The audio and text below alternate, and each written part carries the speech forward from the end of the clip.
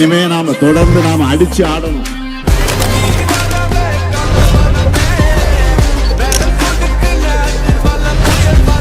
திமுக ஆட்சி தொடர்ந்தாதான் தமிழ் சமுதாயம் எதிர்பார்க்கிற முன்னேற்றம் ஏற்படும். இப்போதான் ஆரம்பமாயிருக்கு. தமிழ்நாடு சட்டமன்ற தேர்தல் ஏப்ரல் 23 அன்று நடைபெற இருக்கிறது. தமிழ்நாட்டோட தமிழ் மொழியோட தமிழ் பண்பாட்டோட உண்மையான எதிரி யார் என்று எங்களுக்கு நல்லாவே தெரியும்.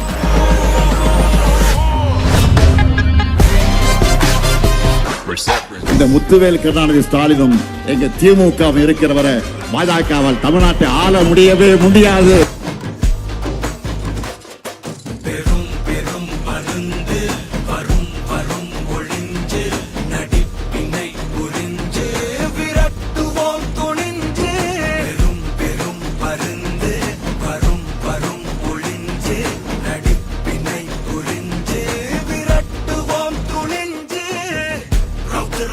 ஒட்டன்சத்திரம் மத்திய ஒன்றியம் புளியமருத்துக்கோட்டை ஊராட்சி வளர்ச்சி மற்றும் சாதனை பணிகள்.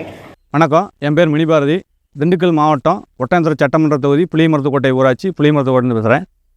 எங்களுடைய சட்டமன்ற தொகுதியை சொல்லணும்னு பார்த்தீங்கன்னா, எங்களுடைய மாண்புமிகு அமைச்சர் அவர்கள் தன்னுடைய ஒரு குடும்பத்தை எப்படி பார்த்துக்கணுமோ, ஒரு குடும்பத் தலைவர் தன்னுடைய குடும்பத்தை எப்படி பார்த்துக்குவாரோ அதுபோல் தன்னுடைய குடும்பத்தில் ஒவ்வொருவராக தன்னுடைய தொகுதி மக்களை எண்ணி தாயாகவும் தகப்பனாகவும் அண்ணனாகவும் தம்பியாகவும் உடன் பிறந்த சகோதராகவும் பிள்ளைகளாகவும் எண்ணி தன்னுடைய குடும்பத்திற்கு என்ன செய்ய வேண்டுமோ அதை போல் தன்னுடைய தொகுதிக்கு ஒவ்வொரு விஷயங்களையும் எண்ணி எதை செய்ய வேண்டும், எப்படி செய்யணுங்கிறது எண்ணி தன்னுடைய மக்களுக்காக ஒரு ஊரை பொறுத்திங்கன்னா அந்த ஊருக்கு தேவையான அடிப்படை வசதி என்ன, சாக்கடை வசதி, தார் ரோடு, சிமெண்ட் ரோடு, பேர் பிளாக்கள், சமுதாய கூடங்கள், நூலகங்கள், நியாய விலைக்கடைகள், அந்தளவுக்கு மக்களுடைய என்னென்ன சொல்லணுமோ கேட்கணுமோ கேட்கறதுக்கு முன்னாடி செய்கிறவர் யாருன்னா அது எங்களுடைய அமைச்சர் தான்.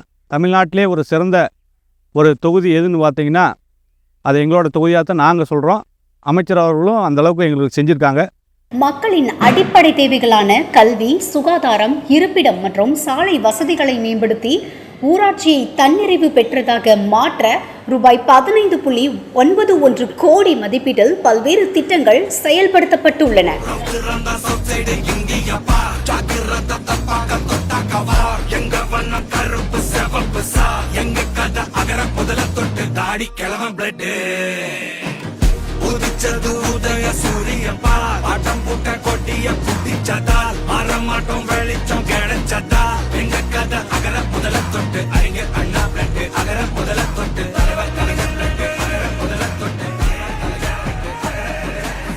மாண்புமிகு உணவு மற்றும் உணவுத்துறை அமைச்சர் ஆரா சக்கரபாணி அண்ணன் அவர்களுக்கு வணக்கம். நாங்கள் புளியமருத்துக்கோட்டை ஊராட்சி புளியமருத்துக்கோட்டையிலிருந்து பேசுகிறேன். எனது பெயர் ஜெயா.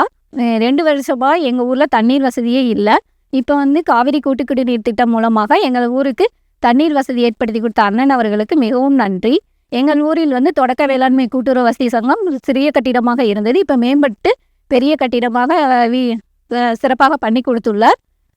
அது இல்லாமல் எங்கள் ஊரில் கோயில்கள் முன்பு ஃபேர் பிளாக் கல்கள் இந்த மாதிரி ஒட்டி கொடுத்து நல்லபடியாக எங்கள் ஊர் பார்க்கவே அழகாக இருக்குது. பார்க்குறவங்க எல்லாருமே மேம்படுற அளவுக்கு எங்கள் பஞ்சாயத்து முழுவதுமே நல்லா பண்ணி கொடுத்துருக்காங்க. அது இல்லாமல் நூலக வசதி சிறிய கட்டடமாக இருந்துச்சு, எக்ஸ்டெண்ட் பண்ணி கொடுத்துருக்காங்க. இப்பொழுது ரேஷன் கடையும் அதே மாதிரி புதிய கட்டிடம் கட்டி கொடுத்து எங்கள் ஊரில் சாக்கடை வசதி எல்லாம் இல்லாமல் இருந்து அது எல்லாமே கட்டி கொடுத்து ரோடு எல்லா வசதியுமே பண்ணி கொடுத்துருக்காங்க. இது வரைக்கும் எங்கள் பஞ்சாயத்துக்கு வேணுங்கிற வசதி எல்லாமே இது வரைக்கும் செஞ்சு கொடுத்துருக்காரு.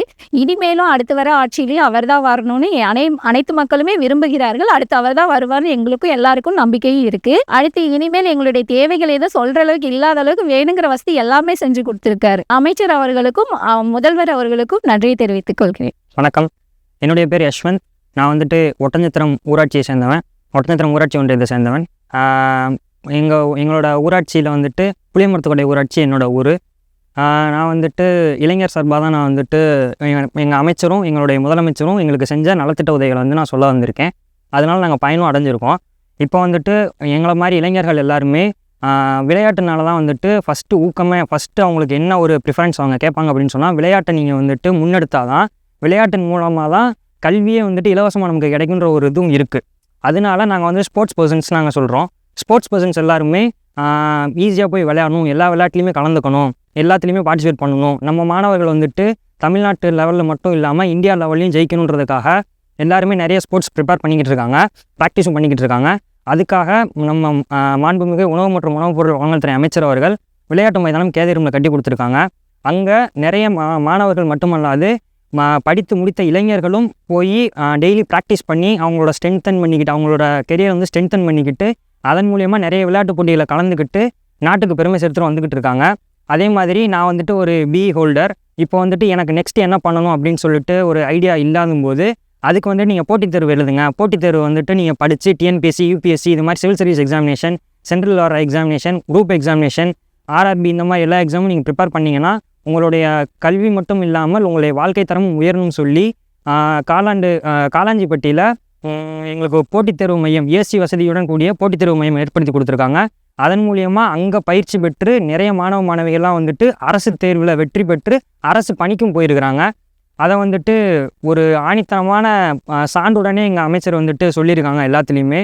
அதே மாதிரி மாணவர்கள் வந்துட்டு நம்ம வந்துட்டு ஏதாவது ஒரு பரிசு கொடுத்தோம்னா கூட அதனால வந்துட்டு ஊக்கமடைவாங்க அப்படின்னு சொல்லிட்டு எங்கள் முதலமைச்சருடைய பிறந்தநாளை முன்னிட்டும் மாண்புமிகு துணை முதலமைச்சருடைய பிறந்தநாளை முன்னிட்டும் பொங்கலுக்கு முன்னாடி ஒரு வாரத்துக்கு முன்னாடியிலேருந்தே கிரிக்கெட் போட்டி ஸ்டார்ட் பண்ணிடுவாங்க. அந்த கிரிக்கெட் போட்டியில் வந்துட்டு வின் பண்ணுறவங்களுக்கு ஃபஸ்ட் ப்ரைஸ் வந்துட்டு 1 லட்சம், செகண்ட் ப்ரைஸ் வந்து 75,000 அந்த மாதிரி ஒவ்வொரு இதாக கொடுத்து அவங்க வந்து மாணவர்களை ஊக்கப்படுத்துகிறாங்க. இளைஞர்களும் அதில் பங்கு பெறுறாங்க. பல ஊர் மக்களும் கூட இதில் வந்துட்டு ஊரில் இருக்க இளைஞர்கள் மற்ற எல்லாருமே இளவட்ட பசங்க எல்லாருமே வந்துட்டு பயன்பெற்று அதில் வந்து பரிசும் பெற்று வந்துக்கிட்டு இருக்காங்க. இந்த மாதிரி பல நலத்திட்ட உதவிகள் எங்கள் ஊருக்கு செஞ்சு கொடுத்துருக்காங்க. ஆனால் எங்கள் மாண்புமிகு உணவு மற்றும் உணவுப் பொருட்துறை வழங்கல் துறை அமைச்சர் வந்துட்டு பதவியேற்றதுக்கு அப்புறமா எங்கள் ஊரை வந்துட்டு மொத்தமாக ஒரே டேங்கில் போய் தண்ணி பிடிக்காமல் வீட்டுக்கு குடிநீர் பைப்பு போட்டு கொடுத்து எல்லாத்துக்கும் தனித்தனியாக அவங்க பைப் லைனில் வீட்டில் தண்ணி பிடிச்சிக்கிற மாதிரி அந்த வசதி செஞ்சு கொடுத்துருக்குறாங்க. இந்த மாதிரி நிறைய நலத்திட்ட உதவிகள் எங்களுக்கு செஞ்சு கொடுத்துருக்குறாங்க. எங்களுடைய உணவு மற்றும் உணவுப் பொருள் வழங்கல் துறை அமைச்சர் வந்து மீண்டும் இந்த வருகின்ற 2026 சட்டமன்ற தேர்தலில் போட்டியிட்டு வெற்றி பெற்று மீண்டும் எங்களுடைய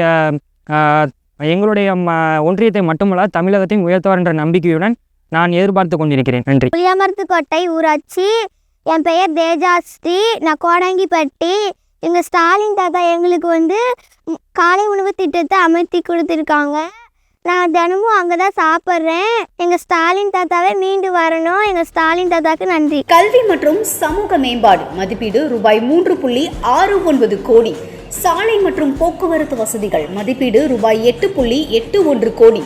குடிநீர் மற்றும் நீர் மேலாண்மை மதிப்பீடு ரூபாய் 1.34 கோடி. தூய்மை மற்றும் சுகாதார பணிகள் மதிப்பீடு ரூபாய் 73.84 லட்சம். பாதுகாப்பான இருப்பிடத்திற்கு மதிப்பீடு ரூபாய் 1.09 கோடி. மின்விளக்கு மற்றும் பசுமை திட்டம் மதிப்பீடு 7.98 லட்சம். இது மக்களின் அரசு. இது புளியமரத்துக்கோட்டை ஊராட்சியின் வெற்றி. ஸ்டாலின் தொடரட்டும், தமிழ்நாடு வெல்லட்டும். தமிழ்நாடு போராடும், தமிழ்நாடு வெல்லும்.